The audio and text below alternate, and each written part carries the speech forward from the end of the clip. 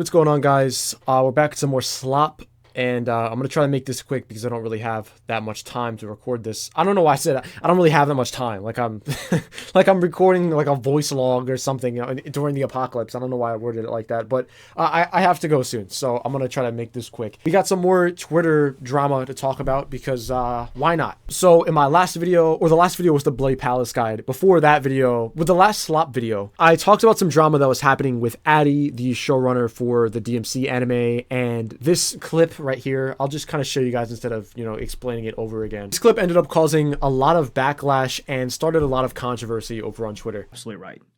Numbers wise, eclipses everything else. Yep. But I'm passionate about Devil May Cry. Like, I love this thing. Yeah. And I love this niche thing. That's the most important thing. And now thing I can take it and hopefully blow it up to a point where I can expand it and there'll be more of it. Yep. Right? So and I didn't know that there was a Devil May Cry 5 coming out. You didn't know? No. Wow. I got actually unhappy when they so I signed the deal and I'm like, yeah, great, I'm doing it. And then they're like, good news, we have Devil May Cry 5 coming out. Were you hoping to play it before doing your adaptation? Is that what you're saying? Or you just... No, I actually thought the franchise was dead. Oh, I got you. This was my thing. Like I liked Dino Crisis. I see. And I thought I was bringing this thing back, and I'm like, oh, this is like a modern fucking thing. Like this is ongoing. Then I should have done Street Fighter. This clip got a lot of backlash to the point where Addie reached out to me and we talked about it on Twitter for a bit until I made a video actually defending Addie and talked about how that's not exactly what he meant, really. I do believe that what he said was just terribly worded. I think what he meant to say is that instead of making an anime for a series that is already alive and getting new releases, that he rather would have just made an anime for something that most likely would never get another release unless he made an anime for it. Because the reason that he likes making anime series is because he likes reviving IPs that he likes that aren't that popular so that they hopefully make more video games. So I put that video up and that was that. So since then, Addie has done some other things as far as like handling this whole situation that I can't really defend and that are honestly kind of embarrassing. I've talked to Addie a lot. He's a big friend of the channel, so it just kind of hurts to just kind of see him handle a situation like this. But let's get into it and I'll actually explain what happened. So you might remember in that other video, I read an excerpt from an article from a game journalism site called Bounding Into Comics. They made an article with a headline called Addie Shankar was unhappy with Devil May Cry 5 because it took spotlight away from his Netflix series. Quote, I thought the franchise was dead. I thought I was bringing this thing back. Now, I saw this article shortly after it came out and I sent the article over to him and we talked about it and we just kind of found it funny. And that was that. Like, I didn't know he was actually going to respond to the article. He responded to it and he said, this headline is fake. Fabricating quotes is not journalism. And then he puts a gif of a guy putting journalism in quotes. Now, the thing that is fucking crazy is that this is a direct quote. He did actually say this. He said he was unhappy. Wow. I got actually unhappy because he thought the franchise was dead. He thought he was bringing this thing back. No, I actually thought the franchise was dead. And I thought I was bringing this thing back. And it's not, it didn't fabricate a quote. It's just he worded what he meant terribly and it quoted what he said. That's all it is. So he put up a comment responding to it saying this headline is false. Fabricating quotes is not journalism. He got 200 likes out of 400,000 views and got community noted saying Addie has said these words. He got actually community noted by Twitter. And it's just, oh my God. So he takes it even further. He ends up messaging me. We talk about it for a bit. And I guess he was like, you know what? I'm going to just make a public statement. So we're like, all right. So he makes a public statement and I'm just going to read that statement now. At the time, the DMC franchise had been dormant for years. DMC 4 was 2008. Then DMC 5 was announced. And suddenly people were congratulating me, assuming the value of the IP I had acquired had skyrocketed. Every studio in town wanted it, but I didn't come into this as a business move. This wasn't about flipping a hot property. It felt like buying a house on a quiet street because you love the view. Then a shopping mall opens across the road. Sure, it raises the value, but it also changes the entire vibe. I'm an OG DMC 1 fan. I don't love sudden change, and in that moment in 2017, I wasn't even sure I'd like DMC 5. He doesn't like sudden change, but he changed literally everything about the story.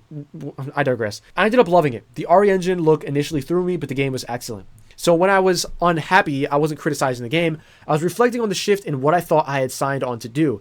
I thought I was helping to bring something beloved to me, back from the dead. Instead, I realized Capcom was already revitalizing it as a full-blown AAA franchise. As a producer, it made me reevaluate how I use my time and energy. So just to interrupt again, so the reboot came out in 2013. He doesn't mention the reboot coming out. The reboot came out 4 years before they told him that DMC5 was being developed and was going to come out soon. So he had to have known that the series wasn't completely dead, right? Because it just had gotten an installment. Maybe he just doesn't count the reboot as being like an official DMC game. But when he got on this project, they had made a new game 4 years ago. So what was making him think that this was completely dead? I never realized that until just now. I don't chase massive IPs. That's what everyone else in Hollywood does. I go after personally meaningful titles. When I saw DMC was thriving again at the time, I wondered if maybe my energy would have been better spent resurrecting a property from Capcom that needed my help, like Dino Crisis, Darkstalkers. I forgot Darkstalkers even exist. Oh my god. Or God Hand. Rich worlds I love that have been ignored for too long. I wanted to give the spotlight to worlds that needed a boost. And when I joked that I, quote, should have done Street Fighter, I didn't mean I regret making DMC.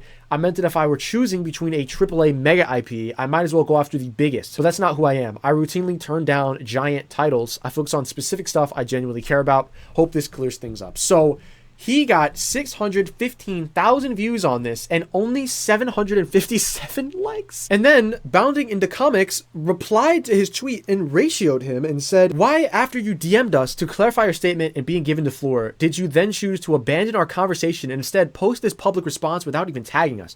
Is it because we weren't buying your attempt to charm your way out of this? Care to comment? And it's like, oh my god, we talked about this. Like, you didn't even need to respond to the article. Like, you could have just left it alone. You didn't even need to respond. Just the lying about the fabrication of the quote is crazy. Like, you'd think he would just be like, oh yeah, that's what I said, but I didn't mean it. Like, you obviously said that. I don't know. It's just being handled so badly. It just sucks.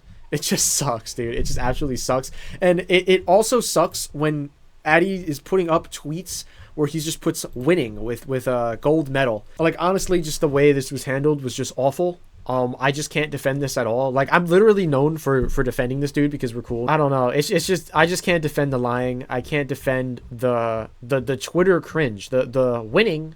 Like, after that, it's just like, dude, like, that's just so childish. Like, I don't know. I don't even know why I decided to make this video. I just saw this on Unraveling, and I was just like, bro, this is just being handled in the worst possible way. Let me just get on here and clarify that I don't defend behavior like this at all. Just straight up lying to everybody and just trying to just like downplay things and not take accountability and be like, yeah, I did say that. I worded it terribly. You know, instead you just lie about, like, that's just, I just can't.